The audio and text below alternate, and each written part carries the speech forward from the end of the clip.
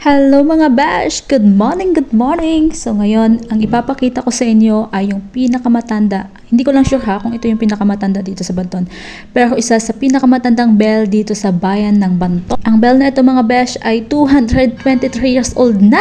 At kung babasahin nga yung naka-engrave sa kanyang side, Santo Niño de Banton, anyo 1803. So imagine mga bash, 1803 pa ang bell na ito.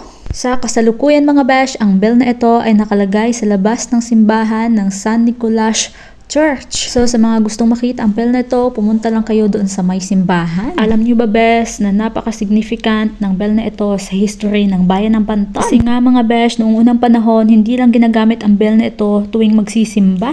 Ang bell na ito ay nagsisilbing warning signal sa ating mga sinaunang Bantoanon kung may paparating na ng mga piratang Moro. Noong unang panahon nga mga besh ay may mga piratang Moro na pumupunta dito sa Banton at kanilang kinukuha yung mga kababaihan at kalalakihan at ginagawang mga alipin at ninanakawan nila yung mga kabahayan dito sa bayan. Kaya pag hindi oras ng simba at tumunog ang bell na ito, alam na ng sinaunang mga Bantoanon na may paparating na mga kalaban. At ang ginagawa nila mga besh ay nagtatago sila dito sa loob ng fersa at kanilang binabato at binubomba yung mga Moro. Kaya nga nagpapasalamat tayo sa bell na ito mga besh dahil malaki yung kaniyang naging tulong sa ating mga ninudong Bantoanon noong unang panahon. Kaya nga mga besh, dapat nating i-preserve ang bell na ito dahil ito ay isang yamang kultural dito sa bayan ng Banton. Nakakamiss nga mga besh dahil tingnan nyo naman buong buo pa talaga ang bell na ito. So yun lamang muna mga besh, sana naman ay nasiyahan kayo dito sa aking video ng ating old bell dito sa bayan ng Banton.